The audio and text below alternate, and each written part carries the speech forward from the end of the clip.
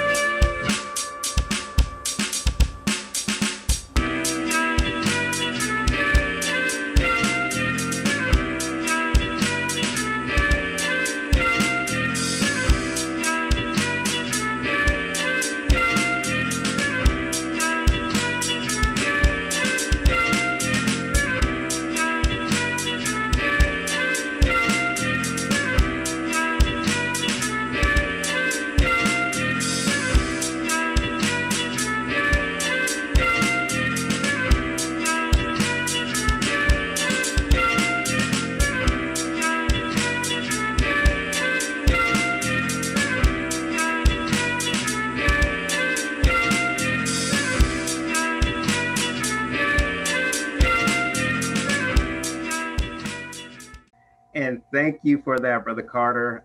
Always representing, just always representing and everybody. So thank you for that. It's a perfect entree and interlude into what we're going to go into next. So I get the chance to talk about one of a musician, an MC, hip hop icon. This next video, people probably don't even may not even be familiar with KRS, but this song right here is a banger. And if you don't know, now you know. And I can't say the rest because Biggie Smalls will get me fired. But if you don't know, y'all know the rest. Check out this video. It's fire.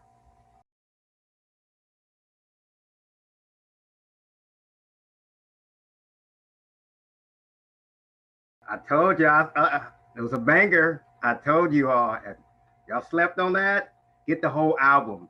It's wow, man. So with that being said, we're gonna go to another brilliant brother who's a great colleague of mine. I had the opportunity to work with him with Rites of Passage, or I had the opportunity to observe him with Rites of Passage, and he's just brilliant. He's doing a lot of great things over there at Churchill High School. Just great educator, great father, just the whole nine. Um, show some love from brother Gene Chisholm. Good evening, everyone. I'm honored to be here. This is fantastic. Uh, Once again, my name is Gene Chisholm. I'm the ninth grade transition coordinator at Churchill High School. This is year 19 in education. Next year's the big 2-0, and I'm looking forward to that. But tonight I get to share a fantastic resource with you called Black History 365. A colleague of mine reached out to me this summer and said, hey, I have a game changer that potentially could change the framework of education. And in this curriculum, it's written it's written for us. It shares our history, unlike our other history books that we encountered in our school time. The curriculum is over 1,200 pages. It's 10 units with 30 plus chapters. It starts in ancient Africa. It's engaging. It has QR codes that brings out more engagement with students. The curriculum right now is a 9-12, but it's really close to being a K-12 by the end of the spring here. It's fascinating. Each chapter has a MC rapping what the chapter is about. So it's really engaging. The chapters are produced, the music is produced by a Grammy Award winning producer as well. So once again, it starts in ancient Africa and it goes all the way to Canada and talks about the Great Migration and ending up with our people in Canada. Also, it talks about John Lewis and George Floyd. So if you have any questions and would like to see a more detailed presentation, please reach out to Dr. Rashid and he will share my info. Thank you for your time and enjoy the rest of your night. Thank you for that, Brother Gene Chisholm. So yeah, the Black History 365 curriculum, man. So it's really on point, and I think that's an excellent segue into our local griot, who's been doing some of this type of work for many moons now. And I need to mention he and his wife have been doing this work, specifically here in the Pacific Northwest, in the Eugene area, around our history, right? And he's, you know, I'm really thankful that he is, my Jigna, right? That term means mentor, but we don't use that term mentor all the time. But, and he's a friend and a colleague and a confidant, and just he and his wife, they've kind of taken me in, fed me, not only nourishing, but fed my intellect and my spirit. Um, Professor Harris is, I mean, we don't have enough time to give him all the accolades, right? But when we're talking about curriculum in history in particular, we need to mention his name around these parts, especially. So without further ado, I give you our griot, Professor Harris. Thank you, Brother Rashid. My wife Sherry and I were talking earlier today about the interesting times we're situated in. And I just got off a Zoom call with the Lane County Medical Society, in which I used the PowerPoint slide that basically has the caduceus. And I introduced the caduceus as a symbol of ancient Kemet. And the subject was basically talking about racism within medicine. And how is it that a multiracial, highly technical society that actually trains multiracial doctors can devolve into a practice of medicine that discriminates against the people that created the technology? That's always a source of irony to me.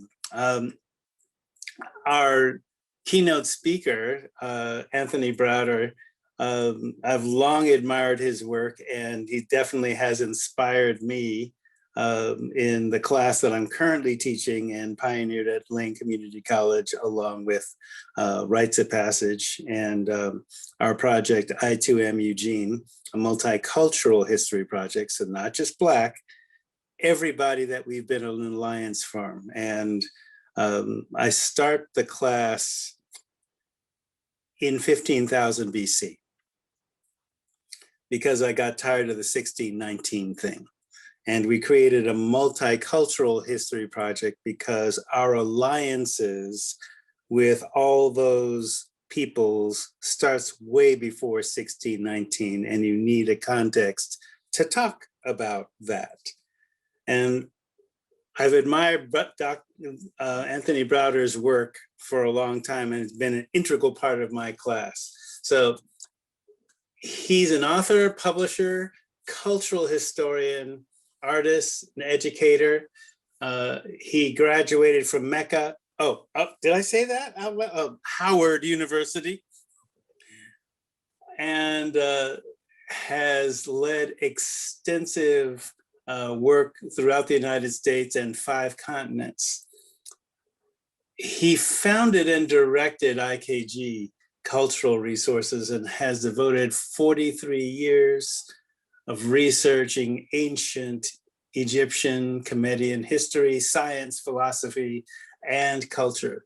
He's traveled to Egypt 60 times since 1980 and currently is director of the ASA Restoration Project, which I hope he'll talk about and kick some knowledge about that, which is funding the excavation and restoration of 3 25th dynasty tombs of Kushite noblemen on the West Bank of Luxor, Egypt. He's the first African-American to fund and coordinate archaeological digs in Egypt and has led more than 30 archaeological missions to Egypt since 2009.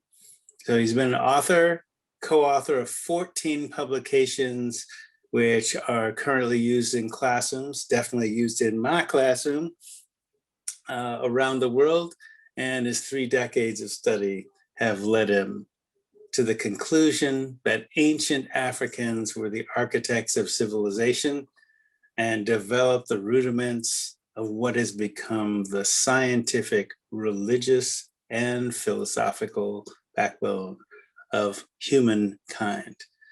So from this framework, the IKG has concentrated its research and disseminated its findings. I give you Anthony Browder. Professor Harris, thank you so much, brother. I appreciate the introduction. I appreciate the fact that you are using my material in the classroom, and together we are freeing minds that are prepared to be freed. So Dr. Rashid, thank you so much for creating this opportunity for me to be on multiple coasts simultaneously. I'm sitting in my home here in Washington, DC, and speaking to you all in you're near Eugene, Oregon, is that correct? Eugene, Oregon. And then we've got people all over the country who are tuning in. So I'm so grateful for this opportunity to share my knowledge with you. And what I'm going to do is to share my screen where I will use a PowerPoint and we will jump into the presentation. And then Professor Harris will facilitate the Q&A afterwards. And we will, let me get everything set up. We will jump into it. So tonight's topic is putting the African in Black History Month. And the best way I feel we can facilitate this process is by restoring the memory of African people. So tonight, that's what I'm going to be zeroing on. We're going to look at the restoration of African memory. This process is so critically important because the memory, the historical memory of African people has been erased, and the erasure has been forgotten. So we don't know our past, and many of us don't know that we don't know our past. And so the process of memory restoration is crucial to us becoming the people that we were born to be. John Henry Clark, who was one of my teachers, said that African history represents the missing pages of world history. And I would like to suggest that if African history were a book of 1,000 pages, the story of our enslavement begins on page 996 and is only 2 pages long. And so it's critically important for us to talk about the first 995 pages so that we have context for how we got into the situation that we currently find ourselves in. Because as some have said, the past is prologue. And so I want to begin by looking at page 997 in this history book of 1,000 pages. And I want to reference the words of Henry Berry Esquire, who is a member of the Virginia House of Delegates. He gave this presentation to other Virginia enslavers on January the 20th, 1832. And this statement helps us to understand why we are in the conditions that we find ourselves in today. Mr. Berry said, speaking to other enslavers, "Sir, we have so far as possible closed every avenue through which light may enter the slave's mind. If we could extinguish their capacity to see the light, then they would be on the level of the beasts of the field. Our work would be completed and we would be safe." Now, what he was talking about was using light as a metaphor to represent knowledge, education, and information. So their mission was to close every door by which we could retain knowledge of ourselves, and that they wanted to extinguish our capacity to see the light so that we would live and function like animals. That was their job. And they were interested in performing their jobs for their own security. So we have to begin to understand all the steps that have been taken in order to put us in physical prisons, mental prisons, and spiritual prisons. And so it is through the process of reading, it is through the process of understanding what we were not supposed to know that we can begin the process of freeing our minds. And one of the most significant personalities in that regards is an African Puerto Rican by the name of Arturo Schomburg, who in 1925 wrote a very important essay entitled "The Negro Digs Up His Past." And in the very first paragraph of that article, he says, paraphrasing, that the American Negro must remake his past in order to make his future, must replace that which slavery took away. We have to think more collectively, we have to think more retrospectively than others in this country, and we must become the most enthusiastic antiquarian of them all. We must restore what enslavement took away. We are the ones who should be reading and studying to restore our African memories. Now, Mr. Schomburg wrote this article in 1925. The following year, 1926, Carter G. Woodson established Negro History Week, which ultimately became Black History Month. Now, one thing that many people get wrong about Negro History Week and Black History Month or African Heritage Month is that they think that we have the shortest month of the year to remember the history of the longest living people on the planet. But that is not the case. Dr. Woodson specifically showcased 1 week in the month when young African children could demonstrate to their teachers and their communities what they have been learning the other 11 months of the year. So it's not a focus simply on February, but February was the showcase. It was the opportunity for you to show what you have learned, show the knowledge that you have mastered.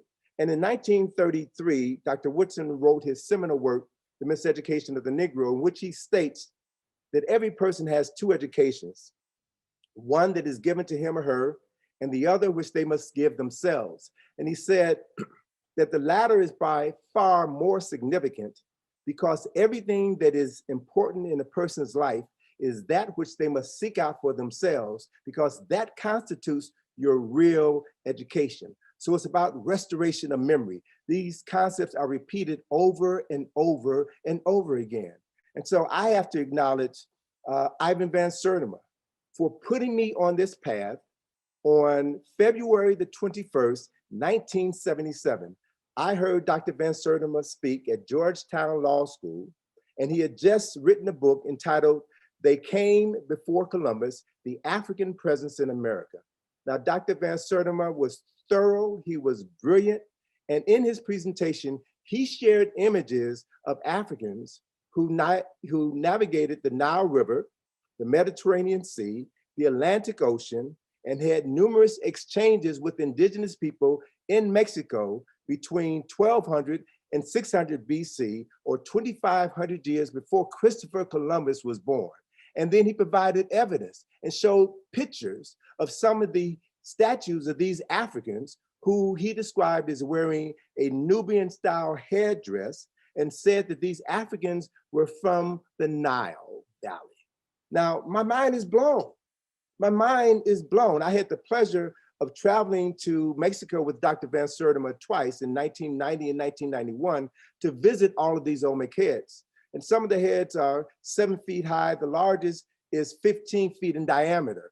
These are the images of Africans who were known as the Olmecs, who were part of the ruling class in Mexico for hundreds of years, and they left these images all throughout Mexico. They inspired the creation of the calendar, architecture, engineering, cosmology, and religion, which helped to jumpstart civilization here in the Americas. But what really impressed me the most of all of the incredible things that Van Sertima said was when he said that these Black men were Egyptians and that the Egyptians were Black. This was the first time in my life I ever heard anyone say that the Egyptians were Black. And this information contradicted everything that I had read in every book prior to 1977. It contradicted every movie I'd seen on television, specials and documentaries. So my mind is racing now to begin to uncover what I now refer to as forbidden knowledge.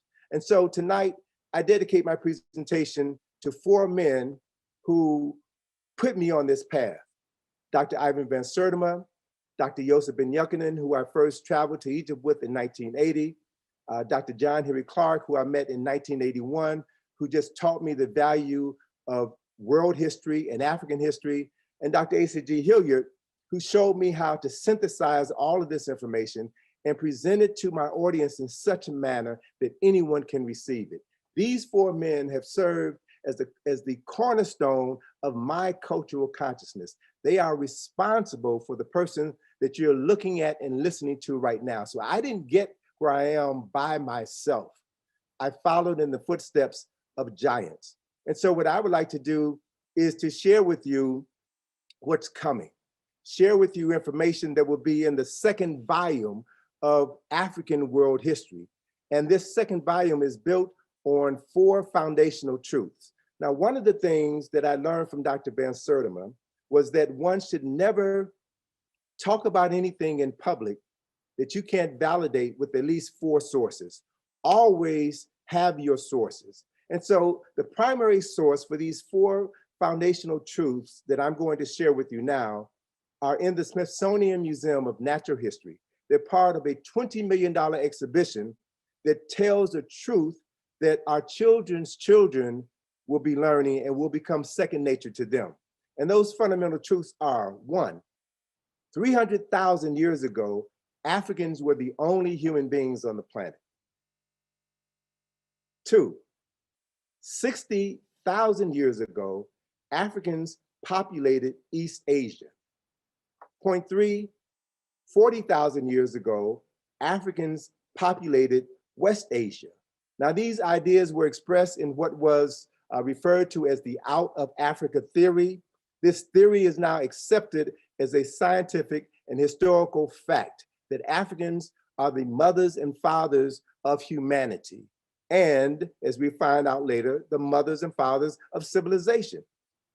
And the 4th point is, 6,000 years ago, civilization began in the Nile Valley. So the reclamation of the Nile Valley as a part of African people, African history, African culture is essential to the restoration of the African mind. And so we'll find that most of the names that we use to describe the country known as Egypt are foreign names. This pyramid that you see here, pyramid is a Greek word. Sphinx is a Greek word. Egypt is a Greek word. So this nation and the objects created by the indigenous people in this nation are now referred to by people who live over 3,000 years after indigenous African people created this culture and civilization. So another crucial component in the restoration of African memory is to restore African names. So the African name for the pyramid is Mir, a word that means place of ascension. The African word for Sphinx is Her Em Akhet, a word that describes the son of Asar and Aset, the founding parents of Kemet, which is the original name for the country that the Greeks renamed Egypt. And so when we look at the Nile River Valley, we're looking at the longest river in the world and the only river, the only major river in the world, which flows from south to north. The Nile River begins up south near Tanzania and Uganda, the water flows through the White Nile. And then there's another tributary that begins in Lake Tana in Ethiopia that leads to the Blue Nile. And these two Nile rivers join in Khartoum and form the singular Nile Valley, which flows through lower Nubia or lower Sudan into upper Egypt and then lower Egypt. So the elevation goes from a higher elevation to a lower elevation. So from the Kemetic point of view, from the African point of view, from the Nile Valley point of view, south was up and north is down. So the way that we orient ourselves today has literally turned our world upside down. Africans, the first human beings on the planet, related to the land of their ancestors. They used the Nile River as the world's oldest cultural highway. And so the gods originated in the south, up south.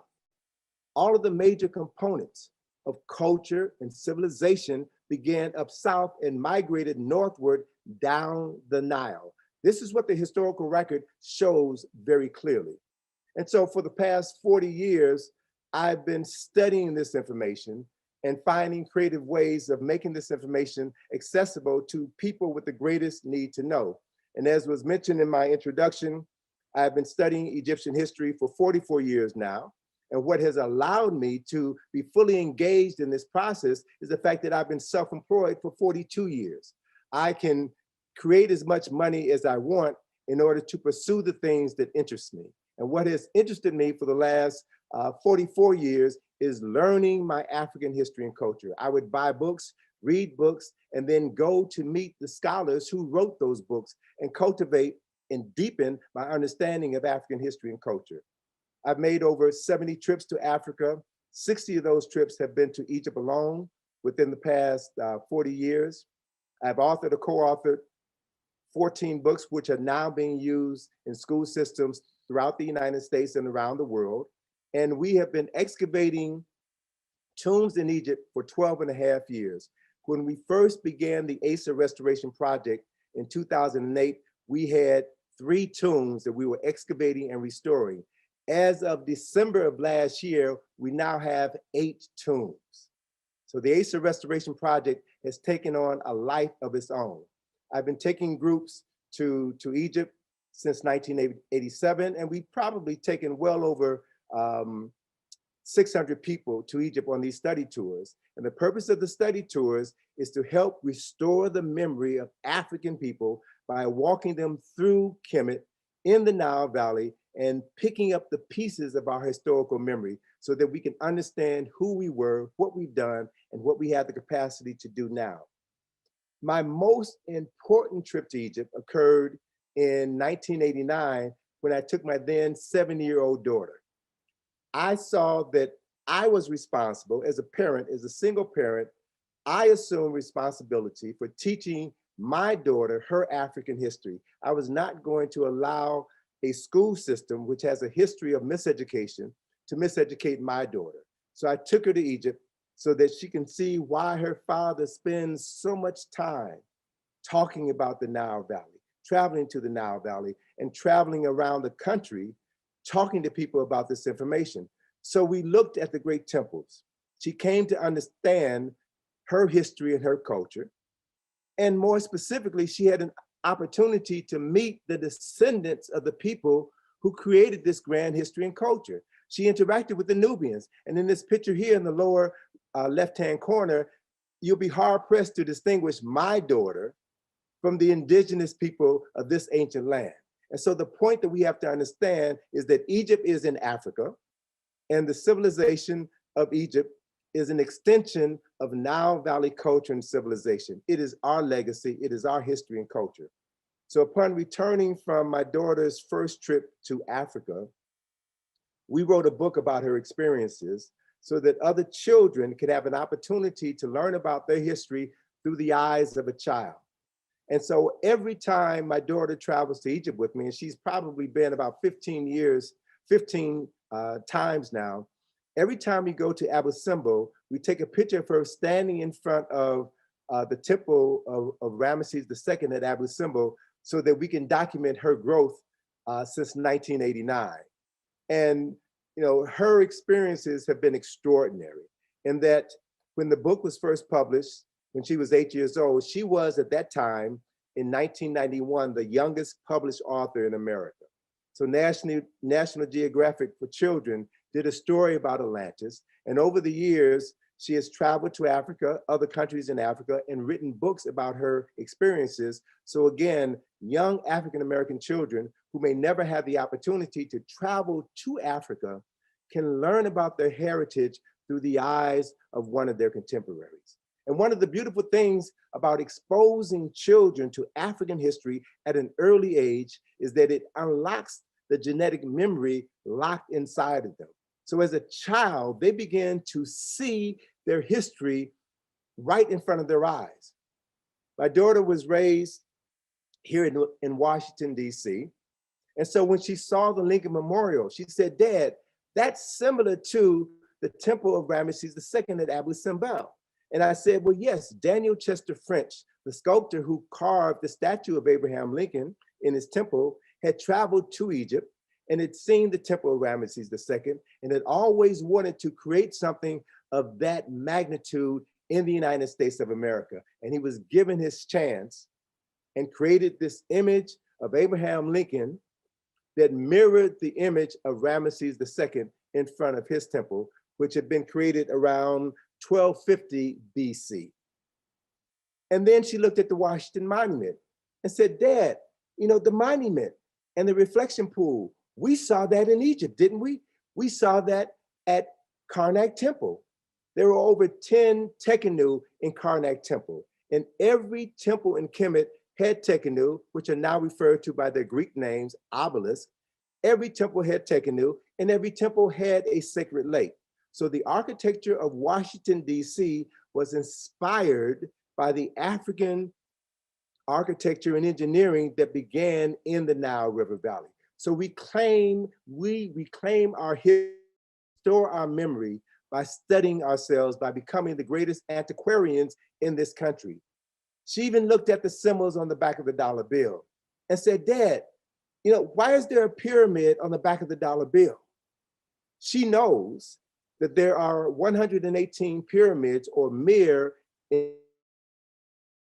but when she went to Sudan with me in 2016, she learned that there are over 400 mir in Sudan. And so the pyramid that you see on the back of the dollar bill is not an Egyptian pyramid, it's a Kushite pyramid. And it speaks to the fact that when the Great Seal was created in 1776, George Washington and his cohorts were attempting to recreate Egypt in America. That's another lecture which we can maybe deal with maybe next February. Even the front, the symbols on the front of the dollar bill were inspired by the national symbol of ancient Kemet. One of the beautiful things about restoring your African memory is that once that memory has been restored, you now can look anywhere in the world and find traces of your ancestry that have literally been hidden in plain sight. So this idea of looking at your history 360 is what the restoration of our memory is all about. Even the Oscar, the highest award given by the Academy of Motion Picture Arts and Sciences, was inspired by the statue of Ptah, who was the patron saint of artists and craftspersons in Kemet. People know us better than we know ourselves, and they use that knowledge in order to lift themselves up. So it's critically important now for us to reclaim that which was erased, reclaim that which was illegal, and begin to rebuild our legacy wherever we find ourselves. That is the mission of every African person who knows who he or she is. So Professor Harris, in honor of your request, I want to talk about the Asa Restoration Project. I've come now to fully understand that this is the project, this is the work for which I was born. I'm doing my best work in my life working with the Asa Restoration Project. This project was named in honor of my dear friend, Asa Hilliard, who wrote the introduction to my very first book from the Browder file 32 years ago.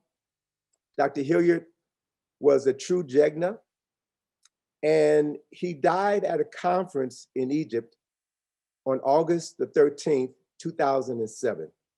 His sudden death came as a shock to everyone who knew him and loved him. And one of the things that I learned from Asa and Lynn Jeffries and Rosalind Jeffries and Dr. Clark and so many of my heroes and sheroes is that Africans understood that whenever someone becomes an ancestor, we are obligated to name things after them so that as we call their name, we give them life. We give them life so that they can live through us. And so that is the reason why you name streets and buildings and institutions after ancestors, because you want to remember them. You want to keep their memories alive in your consciousness for future generations. So in 2008, I had the opportunity to become involved in the most important work of my life, and that is the excavation of what was then 3 tombs, 3 Kushite tombs, 3 2,700-year-old tombs on the west bank of Luxor, Egypt. And I decided to name this project the Asa Restoration Project in honor of my colleagues. So I want to share with you some of the highlights of my 12 and a half years of digging up our past, as Arthur Schomburg suggested that we do. I took him literally at his word. So here is an image, an aerial shot of 2 of the main sites that we have been restoring, the tomb of Karakamen and the tomb of Karabashkin. These tombs are 2,700 years old. They represent noblemen of the 25th dynasty who lived in Egypt, who lived in Luxor and governed that city and restored the temples and monuments there, and also restored some of the most important rituals in the history of ancient Kemet. These tombs were built out of the living limestone bedrock, some 20 feet underground. And in the instance of Karakamen's tomb, the ceiling of the tomb collapsed in the 1990s. So what we had to do as we excavated his site was to remove over 20,000 tons of debris. And during that process, we uncovered over 34,000 fragments, which we are now using to rebuild this temple tomb of Karakamen. But 11 years ago, in August 2010, we found Karakamen's burial chamber, which was some 60 feet underground.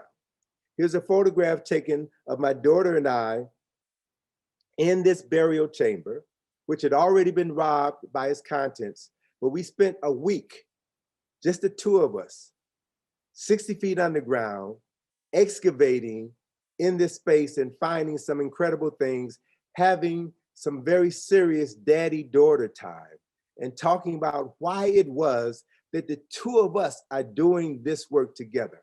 And one of the things that I've always done, every time we find a new tomb at this site, I always make it a point for my daughter to enter the tomb first so that history records that my daughter, Atlantis Tai Browder, was the first African-American inside of these tombs. That is how we are making history, and this is the history that we're documenting.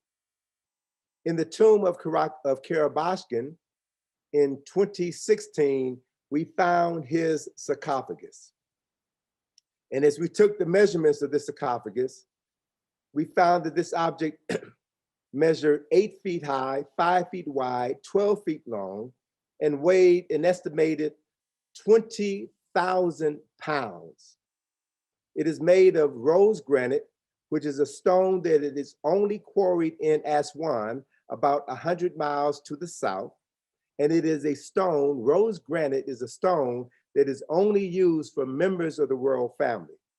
So while we don't know a lot about this man, Karabashkin, who was an architect, who was the mayor of the city of Waset, the city that we now know as Luxor, we don't know a lot about him, but slowly but surely, the more we find as we excavate in this area, the more fragmented pieces of his historical narrative we can put together. And as we put these fragments together, we can begin to construct a historical memory, an accurate historical memory of this man who lived and died over 2,700 years ago. We've also had the pleasure of organizing 2 conferences in Luxor, where we brought together other archaeologists, other Egyptologists who are also working in Luxor, excavating tombs, specifically tombs of the 25th dynasty. So there's information that has been uncovered over the last 100 years that has never made its way into the history books. And so we're about to change that now as we begin to publish information that releases these findings to the general public. So I spoke at the last conference we held on September the 25th in 2016 in Luxor, Egypt. And I talked about the significance of the work that we're doing. We are, as Professor Harris said, the only people of African descent who are funding and fully participating in an archaeological excavation in Egypt. In 2019, the Egyptian government issued 240 permits for foreigners to excavate in Egypt. 239 of those permits went to non-African people. So we are making history. And I want to share with you some phenomenal things that occurred during this conference. At the same moment, at the precise moment that I was giving my address to the attendees at the conference, 6,000 miles away in Washington, D.C., at the exact same hour, history was being made when President Barack Hussein Obama was opening the National Museum of African American History and Culture. Now, there are some direct connections to this that I'm going to come back to a little bit later on. But I also want to share with you an important element which changed my life forever. 3 days after the opening of the conference, on September the 28th, 2016, I made a discovery in North Asasif that profoundly changed my life. In that I visited 2 tombs in North Asasif, 2 2,700-year-old tombs. And as one of only 2 African Americans who were walking inside of these tombs, I observed something that nobody else saw. And the only reason I recognized it was because Dr. Clark and Dr. Jeffries, Dr. Hilliard and others had restored my memory so that I could recognize what was hidden in plain sight. What I saw painted on the ceiling of 2 tombs was this symbol. Now, this image is not crystal clear, but here is a recreation of that image. Some of you who are familiar with the history and culture of Ghana will recognize this symbol as one of several Akan symbols that represent the phrase, the concept of Sankofa. Sankofa, an Akan word, which means that it is not forbidden to go back and to reclaim the knowledge of your past. Now, I was floored seeing this tomb suggested to me that somehow Africans in the Nile Valley had carried their cargo of knowledge from the Nile River Valley to the Niger River Valley. And so I found, and as I'm doing research now on this very important discovery, I found that there were many ancient lakes and rivers that linked the east coast of Africa to the west coast of Africa.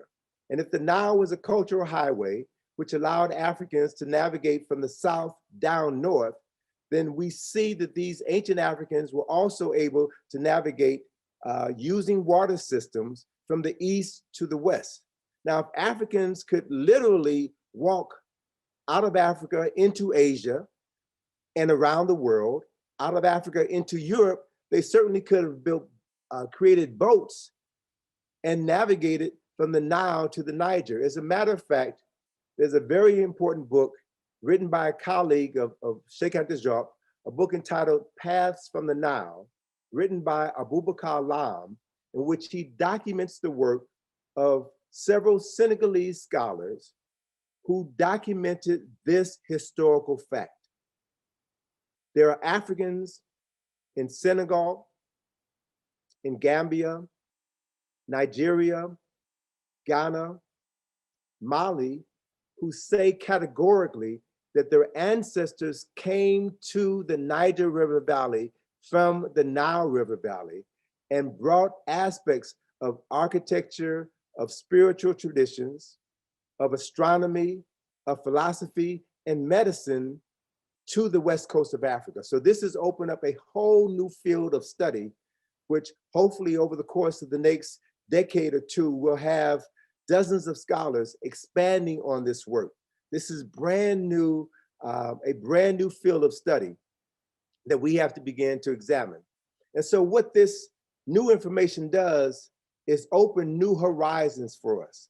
So we have to pave the way for the scholars who will build on this research, the scholars who will begin to trace the path from the Nile to the Niger, and then also trace the flow of African people from the Niger to the Potomac, to the Hudson, to the Mississippi, to all of the river valleys in the United States of America where our people worked and slaved.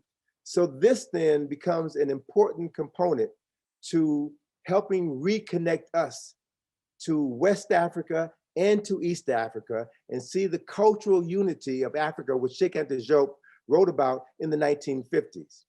And so this symbol, the Sankofa symbol that I found on the ceiling of tombs in Egypt, the Sankofa symbol that is still being used in Ghana today, is a symbol that is also used by conscious people of African ancestry in the United States. Do you all recognize the photograph of this man? Professor Harris, do you know who this brother is?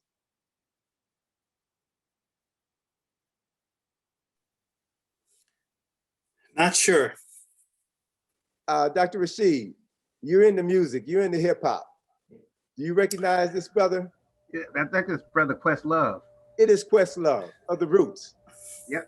Who is the director of the house band for The Tonight Show. You see that emblem on his jacket? It is the Sankofa symbol. And that is the symbol that graces the African burial ground in New York City. That is the logo for the African burial ground, right? So we're making connections now that we can now trace back to West Africa, to Ghana and Ivory Coast, and then take it all the way back to the Nile Valley, where I have found that this symbol originated. The oldest examples of this symbol, which is called a running spiral pattern, has been found on a piece of pottery that was created in Kush in the 17th century BC. All right, so this is an important part of our story. So moving forward, coming into page 998 in this book of African history at the National Museum of African American History and Culture. This symbol is inside of this museum. And it reminds us what Kwame Nkrumah reminded us of, that we are African not because we were born in Africa. We are African because Africa was born in us. Africa is in our DNA. We carry within us the DNA of Africans, Homo sapiens sapiens, who lived over 300,000 years ago. We carry their genetic memory within us. Inside of the National Museum of African American History and Culture, they have a display which talks about the Adinkra symbols, which are used in Ghana and the Ivory Coast. Adinkra means saying goodbye or farewell to the dead. Adinkra implies a philosophical message that one conveys when mourning during a funeral or post-burial memorial. So to find the same symbol that is used to honor the dead, painted on the ceiling of two 2,700-year-old tombs in Egypt, says something about the migration of African people, African knowledge, and African traditions from the Nile to the Niger, now to the Americas. We are remembering, we are reconnecting with our ancestors. And so when you come into this museum, and I would encourage you all to come, but you have to come with knowledge, because what this museum does is drop you down into the beginning of our story, beginning with enslavement. It doesn't say anything at all about who we were before our world was turned upside down. It doesn't talk about the earlier 992 pages of our story. So without that background, you may be lost, or you may be angry upon learning for the first time how our people were oppressed and abused. But anger is not what gets us through. It is knowledge which inspires us, knowledge which transforms our consciousness. One of the most significant areas in this museum is an exhibition that is referred to as the Paradox of Liberty, where you will see the words of Thomas Jefferson inscribed on the Declaration of Independence. Thomas Jefferson, who is standing on a pedestal and greets you when you step into this hall. He says that all men are created equal, endowed by their creator with certain inalienable rights. But whenever any form of government becomes destructive to these ends of issuing inalienable rights, it becomes your responsibility to alter or to abolish that government. That should be our mental declaration of independence. But this exhibition also speaks to the paradox of liberty. All men are created equal in the United States, except Black men and women. That's a paradox. How do we deal with that paradox?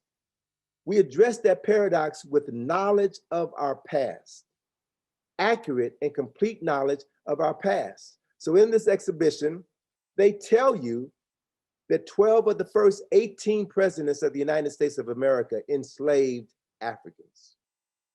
They tell you in this exhibition that the 609 blocks that you see behind Thomas Jefferson contains the names, or are inscribed with the names, of the 609 Africans that Thomas Jefferson, the third president of the United States, owned, including 6 of the children that he fathered with Sally Hemings. This is the paradox of liberty that we have been dealing with for 401 years. They also go on to say in this exhibition that the importation of enslaved Africans ended on January the 1st, 1880. So January the 1st, 1808. January the 1st, 1808, the United States of America stopped importing Africans, but the enslavement of Africans continued until 1865. And so there's a crucial understanding that we must achieve. What happened to African people in America between 1808 and when we were freed in 1865? And there is another exhibition that simply states that the domestic breeding of Africans as an enslaved population exceeds the number of Africans, stolen Africans, who were brought to America. And I want you all to understand that. I want you to grasp that reality. More Africans were bred like cattle in the United States of America after 1808 than were brought over here from the continent of Africa. And less than 100 miles from where I sit this evening, on the eastern shore of Maryland and just north of Richmond, Virginia, you will find two of the largest slave breeding farms in the world, where millions of African men, women, and children were bred like cattle. That is part of the American story. That is part of American history that must be told in order for us to resolve this paradox of liberty. We've got to free our minds with the truth and not become angry, but become empowered to begin to restore our historical and cultural memory, restore that which was illegal, and then do what we've always had the capacity to do, to build a new world. We understand now that America has become the wealthiest nation on the face of this planet because of the forced enslavement of African people. That is the debt that Randall Robinson was talking about. That is the debt the members of NCOBRA, who are advocating for reparations, have been talking about for decades. And so if you were to go outside of this building, you'll find symbolism embedded in the architecture, in the corona, or the brass-like metal, which covers the exterior of the National Museum of African American History and Culture. You will find symbolism that connects Africans in America to Africans in the Niger River Valley and Africans in the Nile River Valley. The architect, David Adjaye, who designed this building, this Ghanaian architect who designed this building, created the exterior after being inspired by a Nigerian shrine post, a Yoruba shrine post. And so you see these three-tiered trapezoidal shapes were the inspiration for the top of the National Museum of African American History and Culture. He's making a direct connection between Africans in America and Africans on the West Coast of Africa, where many of our ancestors were taken. You will also find that the angle of the corona was designed to an angle of 17 degrees in order to match the 73-degree angle of the pyramidion atop the Washington Monument, the symbol that represents Asar, the founding father of ancient Kemet. So for those with eyes to see and those with a restored memory, you now can look at this structure and see that the architect, this Ghanaian architect, is making a direct parallel between Africans in America and Africans in the Nile Valley. As a matter of fact, David Adjaye referred to Washington, D.C. as Karnak on the Potomac. And he went on to say that at its best, architecture is the physical manifestation of a culture's highest ideals. And those highest ideals were ideals that sprang from the minds of African men and women who lived in the Nile Valley and developed the oldest documented civilization known to mankind. I documented this story in my book published in 2005, Egypt on the Potomac, where I show all of the parallels that led to the creation of the United States of America, in which these men were inspired by the best of the architecture, symbolism, and mythology that had been developed in the Nile River Valley.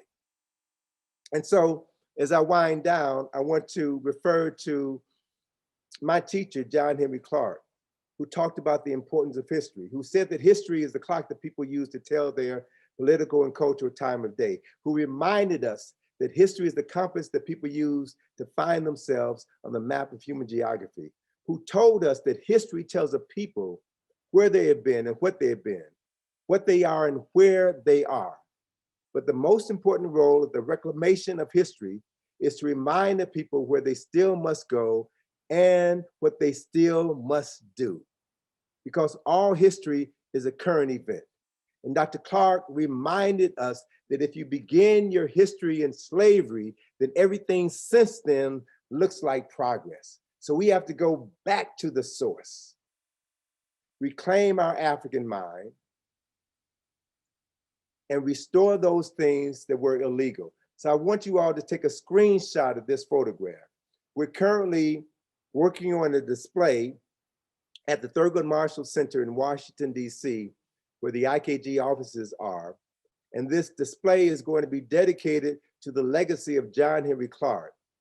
And one of these displays will document essential reading for Africans of the 21st century who want to actively be engaged in the restoration of their historical and cultural memory. We've got 10 books by some of our greatest scholars: Dr. Clark, Dr. Hilliard, Drusilla Dungy Houston, George Jim James, John Jackson, Dr. Ben, Van Sertimer, Francis Welsing, Chancellor Williams, Carter G. Woodson. I've got books here that should be in your library. Books here that should be studied and not just read. Books that are essential tools for the restoration of your African consciousness. These are some of my books, which should be in your library.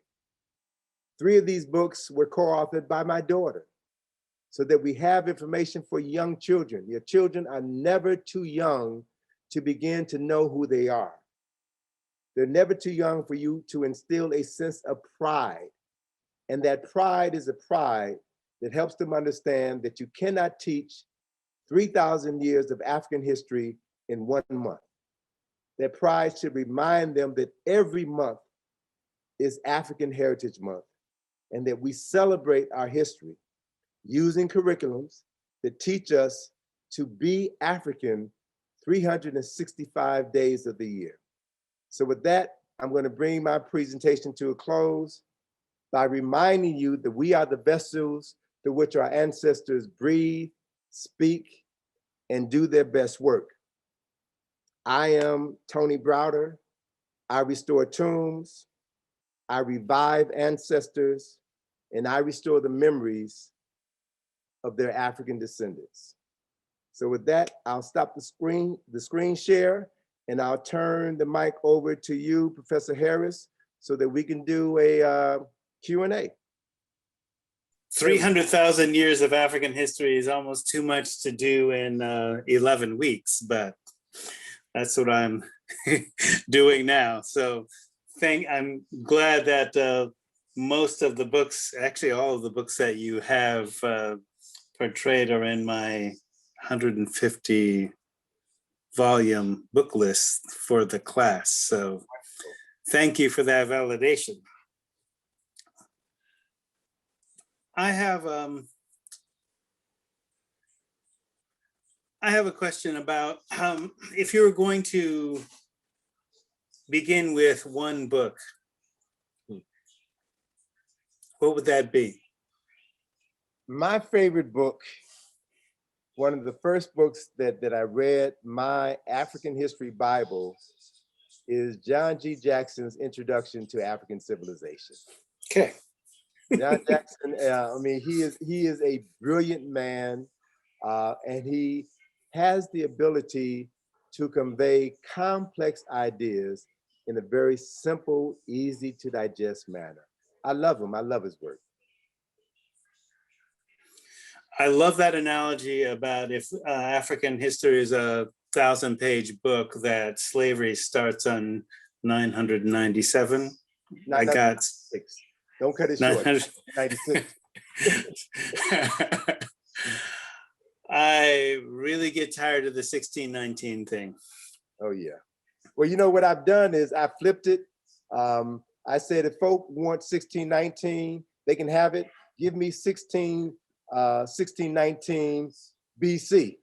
1619 BC, the pyramids were already 1,000 years old.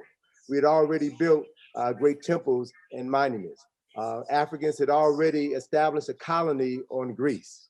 You know, so perspective is everything, man. Context is everything. So we have to assume responsibility for giving our people what the larger society is not prepared to let them have. The first question is, can you please go over the 4 fundamental truths one more time? Okay, real simple. One, now this exhibition, which is located in the Charles Koch Hall of the Smithsonian Museum of Natural History. This is Charles Koch of the Koch brothers, right? Yeah, even the broken clock twice a day, right? This exhibition was financed to the tune of $15 million. It's an incredible exhibition that shows you the evolution of man. And so in the original exhibition, which is about maybe 12 years old now, the data says that 250,000 years ago, Africans were the only human beings on the planet. Well, since that exhibition was open, new data has come out, which has pushed that time frame back to 300,000 years ago.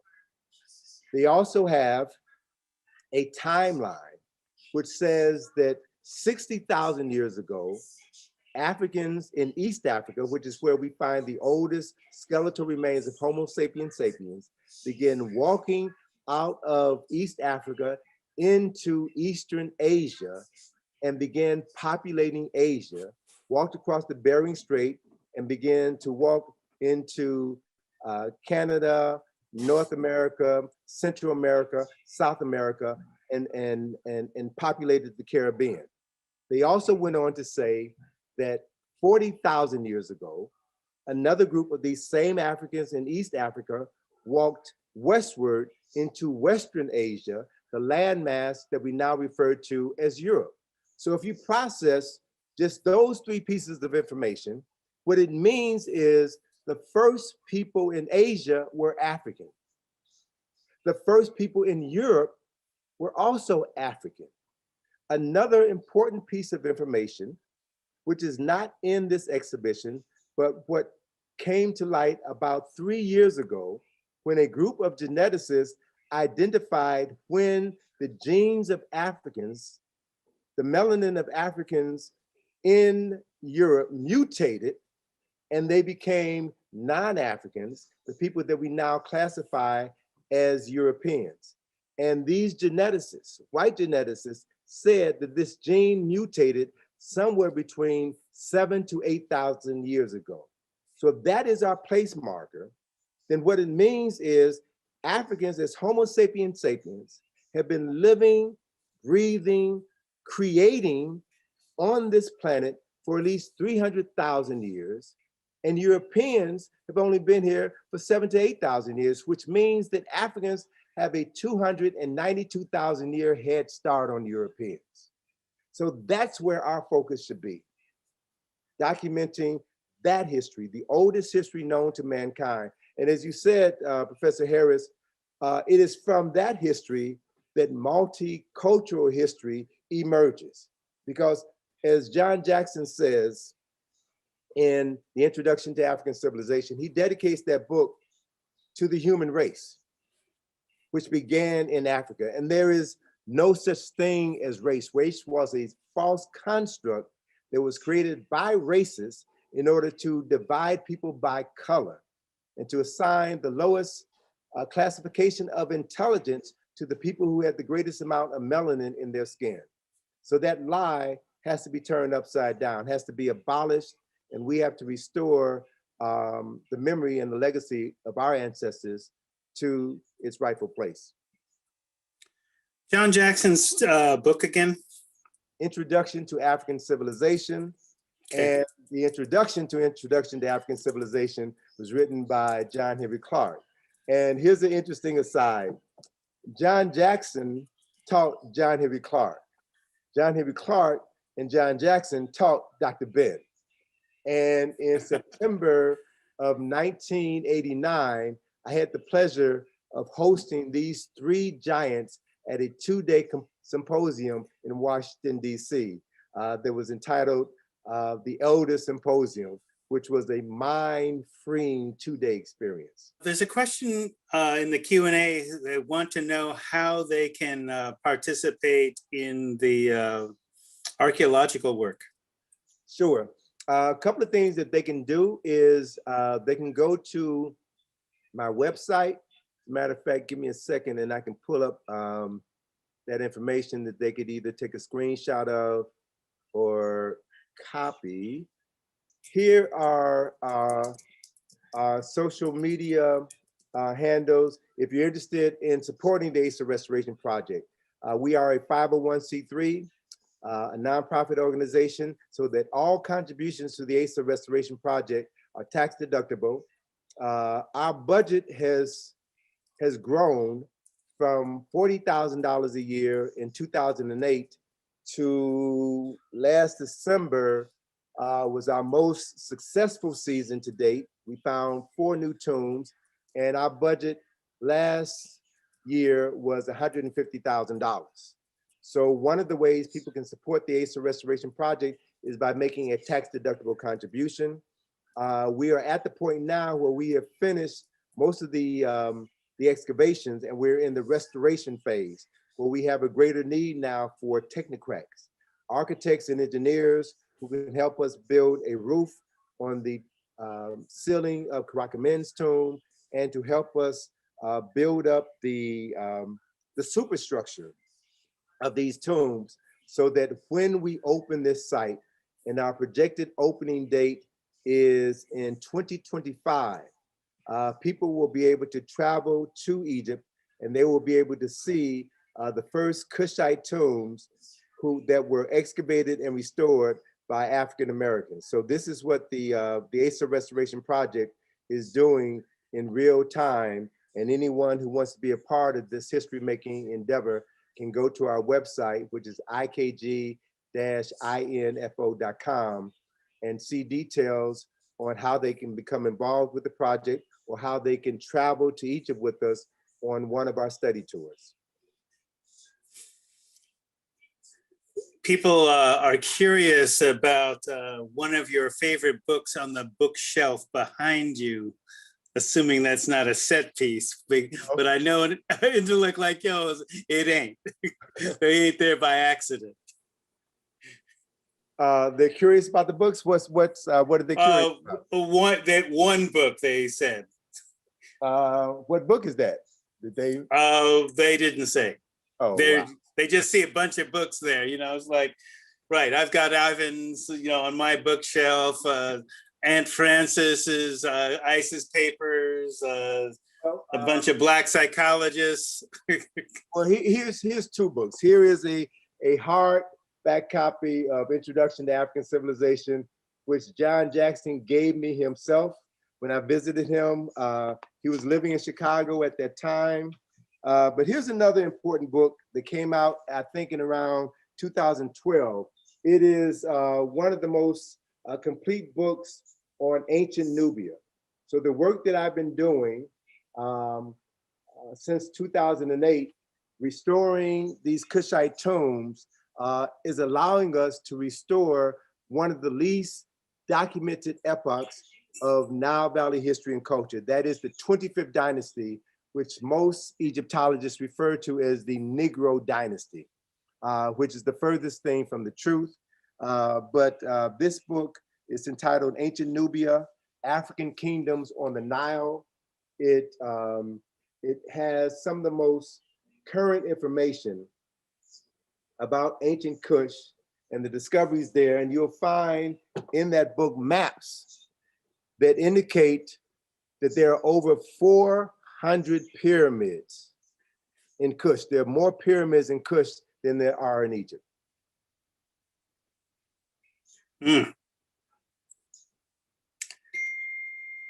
A question from my nephew in LA. All right. He's referring to Chancellor's destruction of Black civilization, indicating that our history predates ancient Kemet by thousands of years. Can you speak on this? Sure. Chapter and- 2, I think it's chapter 2, an introduction in Destruction of Black Civilization, refers to Egypt as Ethiopia's oldest daughter. So what I know, I've been to Ethiopia twice, I've been to Sudan once. What I know is that that civilization, the civilization of Kemet, began in Kush, and Kushite civilization began in Ethiopia, Abyssinia. And there needs to be archaeological work done in Kenya, in Tanzania, and Uganda, which are the sources of the White Nile. And I guarantee you will find elements of this ancient civilization up there. So, and I also had a good friend of mine, Haile Garima, who lives and works in Washington, D.C. He created Sankofa. Sankofa, absolutely, a genius film. He said that, you know, he kind of pulled me aside one day, and this was about, I don't know, maybe 15 years ago. And he said, Tony, you and Asa, you all need to stop talking about Egypt so much. You got to go to Ethiopia because that is where all of this started. And I kind of laughed him off until he shared with me information about the Ireche ritual, which is conducted every September in Ethiopia. The Ireche festival is the festival which is, for all intents and purposes, the story, the Ethiopian story of the Assyrian drama, where the Ethiopian version of Aset goes searching for the missing parts of her husband's body to restore her husband. And that story has been practiced in Ethiopia for over 10,000 years. So the true source of Nile Valley civilization can only be found up south. And that's where we have to begin to start digging. We've got to raise at least 3 generations of African archaeologists who would do that work. Question from the chat.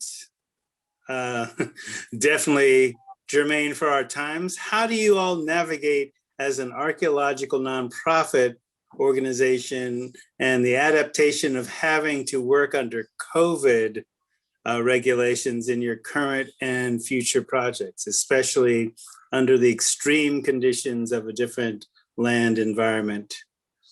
Well, truth be told, excavations in Egypt is not that hard. The hardest thing about the excavation is raising the money to do the work.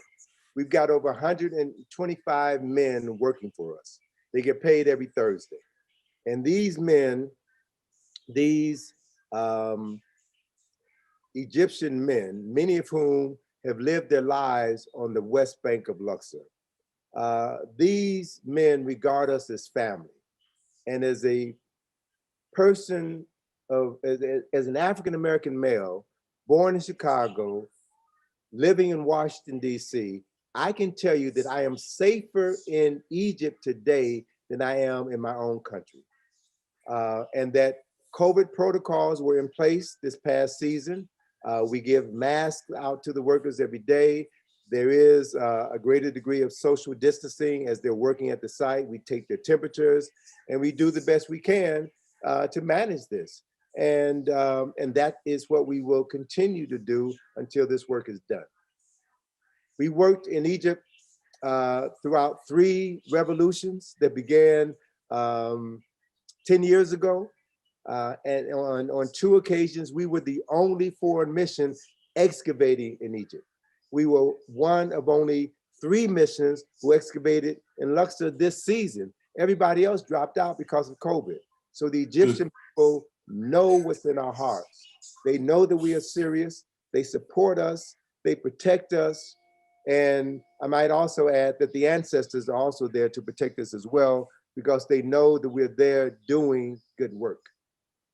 The chat is getting deeper and deeper, my brother. Now we're getting into environmental racism as an educational art project. Jason Wallace is an artist currently interested in the subject of water as a possibility of trauma for Black and brown diasporic people in America. Originally started investigating Flint, Michigan, the natural resource of water relating to access, resource, and class. Please share any books that might point me in the right direction. Unfortunately, I don't have any information. I don't know everything. And if I don't know something, I would tell you I don't know. But I have been working in Flint for over 20 years. I go there regularly to conduct workshops, to teach certain segments of the community, African history. And Flint is still devastated by the crime of diverting water from the Flint River to the people of Flint, and that's a crime, and those people need to be held accountable for that crime. But I would refer him to a documentary called Happy, H-A-P-I. It came out last year.